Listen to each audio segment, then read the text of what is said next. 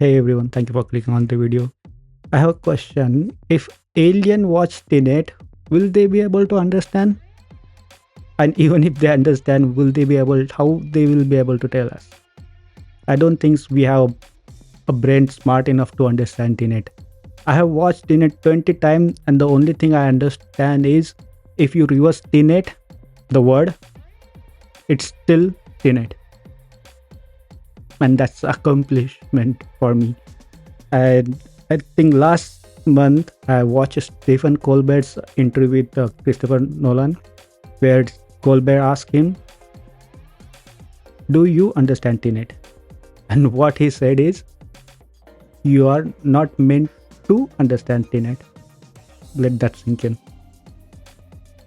Thank you, Christopher Nolan. Thank you for telling us that we are not meant to understand Tenet. And sometimes I wonder, is Christopher Nolan is smart enough to make a movie like this and at the same time dumb enough to know his audience won't be able to understand it? How can be that possible? And let's see how pitch meeting guy is gonna pitch this Tenet concept to producer guy. So, you have a movie for me? Yes, sir, I do. It's called Tenet. Okay. So we're gonna follow this guy, right? The protagonist. And what's his name? I just told you. And he's gonna be part of... Yeah.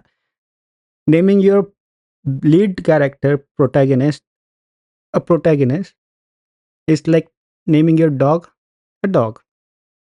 Is dog is smart name for dog? this operation at an opera house, right? And there's some weird stuff going on, like he's saved by what seems to be a backwards bullet. Oh, interesting. And then he gets tortured by some bad guys and takes a little pill to kill himself. Oh, okay. I mean, very short movie, but still very enjoyable. No. Very short movie, still very enjoyable.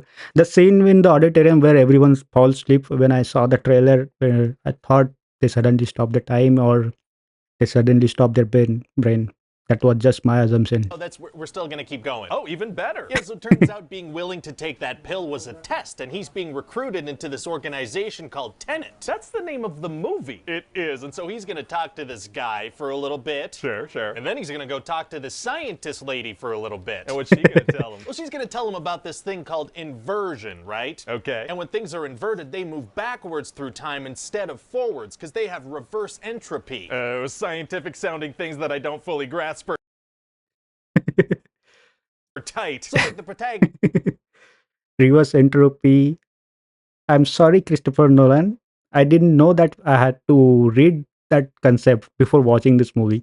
can catch an inverted bullet that's lodged into something using his gun, right? Stuff like that. Oh, wow. Yeah, sounds cool. Just how?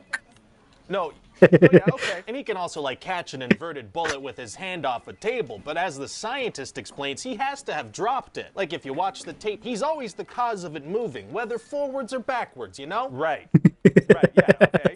Yeah. You get it? Yeah. Yeah, no, I'm just kind of wrapping my head around it, but okay. Well, we're gonna have that scientist He's rapping the producer guy. I don't think he will get it. lady literally say, don't try to understand it, just feel it. So you can go that route if you want. Okay, I mean, Even if he tries to understand this, or even anyone is going to try to understand this one, their brain's gonna broke. I would like to understand though, so I could kind of follow what's going on, but yeah, no, I'll get there. Anyway, so she reveals that these inverted objects keep getting sent back from the future, right? Okay. And she thinks that maybe these are like remnants of a future He changed the background. war and that the world might end, but like in the past. Okay. And so why did you continue that sentence in a completely different place? Oh, well, sometimes we're going to do that thing where a single conversation kind of spans over different locations just to keep things dynamic on screen, you know? Right, okay, I mean, that does look good, but that means that the characters talk and then kind of pause their conversation, change locations, and then keep talking. Yeah, just keeps The exposition part was needed in this one because who the hell know what's going on. exposition scenes a little more fun to watch, you know? So then... What are you doing? I'm calling an Uber back to the office so I can finish that thought. All right. All right, he'll be here in 7 minutes. Wow, 7 minutes, okay.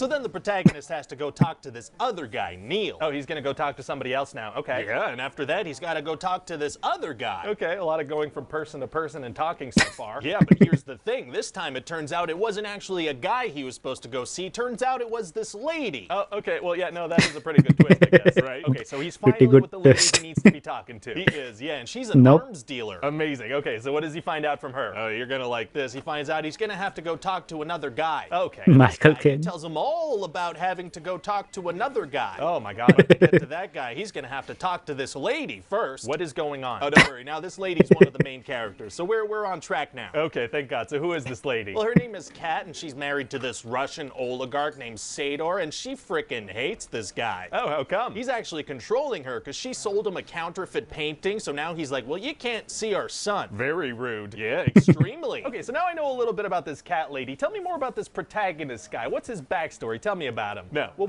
what's his character arc? Well, that's how producer were, I think, that's where producer were confused. Like when Christopher Nolan is pitching them a movie, they would have asked, "Will audience understand this concept?" He would said, "Nope, nope." All the question producer might have asked them, I don't know even the actual producer, would they be able to understand it? Okay, what's his emotional stake in the story? Well, he doesn't want the world to end. Right? Understandable, but what, like emotionally? Well, he lives in the world, so, he doesn't want it to end. Okay. I think Christopher Nolan did that on purpose because there are lots of theories on whether Neil is Neil is the protagonist, I guess. Also seems really invested in this cat lady, like he really wants to protect her, seems to have some kind of bond with her. Oh, okay. Well, tell me more about that. No. It's just that I really want the movie concept and the action scenes to have a ton of breathing room, so Yep. we're not really going to spend time on stuff like characters and stuff. I just realized a producer guy asked Christopher Nolan, will audience be able to understand Tenet? And what he would have said, that part is little dramatic. Okay, I mean, it's going to be a little tough for me to care about the story if you don't give me anything in that department, though. But it's going to look very cool. Oh, it's going to be very Yep. cool. Okay, I didn't realize. Okay, never mind character then. Okay, so now for Kat to bring the protagonist to her evil husband, he's got to destroy this painting. Okay. And so what's the plan? Well, this thing's in this super protected vault, right? So the plan is, hold on, let me set the mood here. They kind of have this the security system. What? But they need distractions. They're crashing this big plane into the building. That's gonna The background music, That's something about a plane? Christopher Nolan doesn't like to use the boom mic, I guess. They get there, there's like this weird vault thing, and this guy comes out of it, and he's like in reverse. Sorry, can you lower that? Can you lower that, please? Oh yeah, sorry about that. That was very loud music. Yeah, Yep. it's very good music though. Right, okay, but I couldn't hear what you were saying. It's not going to be like that in the movie, is it? It is, yeah, because it's very good music. It's going to Yep. build up the tension. I can't hear the talking. But it's good music It's built up the tension, and that's right. though. So then the protagonist is going to have this fight scene where he's like fighting this guy who's moving in reverse. It's going to be nuts. Oh, yeah, no, that does sound cool. And then we're going to finally meet this That does sound cool, but you won't be able to understand whether he's landing the punch or taking the punch or nothing. Russian oligarch and kind of figure out what his evil plan is. Okay, and so what is his plan? Well, so in the future, the scientists developed this algorithm that could kind of invert the world, right? Because they're all mad in the future about global warming, like we destroyed the planet. Okay. And she split up this algorithm into 9 pieces and hid them in the past, because they would pretty much end the past, and so maybe the future too. And so the bad guy is putting this algorithm together? Exactly, and he's actually dying, so he's kind of like, well, might as well take out the whole world with me as I go out. So he has kind of the same motivation as a kid flipping a Monopoly board because he's losing. Pretty True. much, yeah. So we're gonna have this amazing. I just have one question. In future, people were smart enough to create a time travel device that reverses the entropy, but couldn't terraform Earth. How is that possible? I think terraforming Earth is much easier, much simpler than reversing the time itself.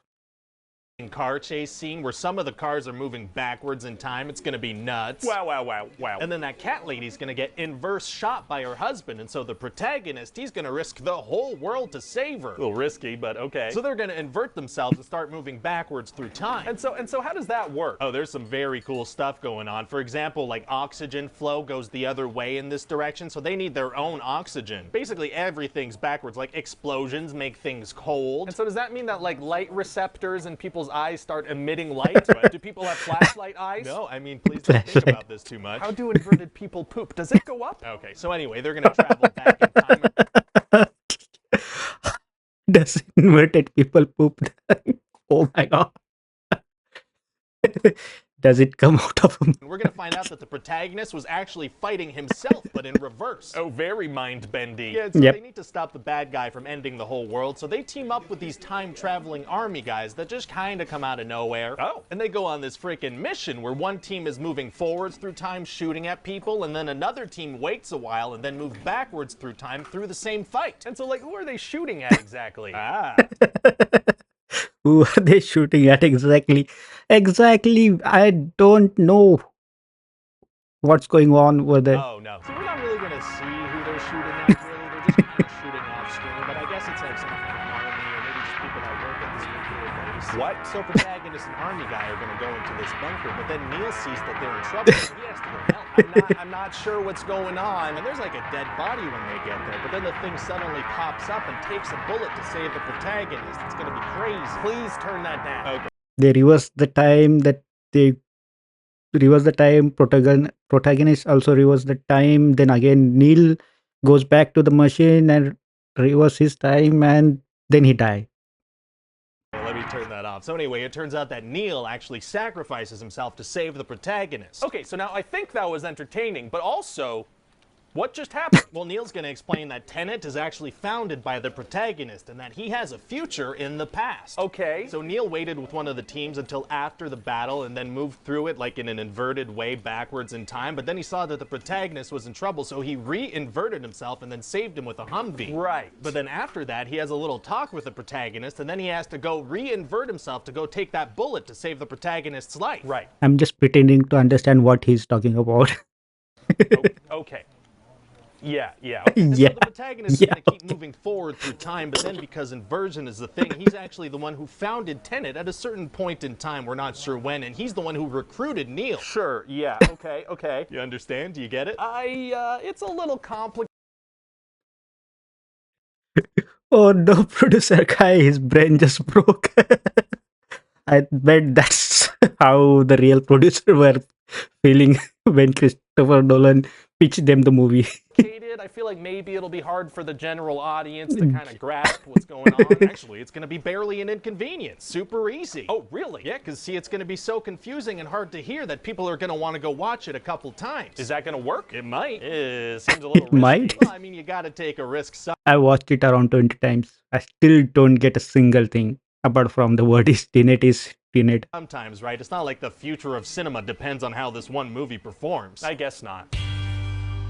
Tenet's box office failure led Warner Bros. Streaming release plan. Yeah, I mean,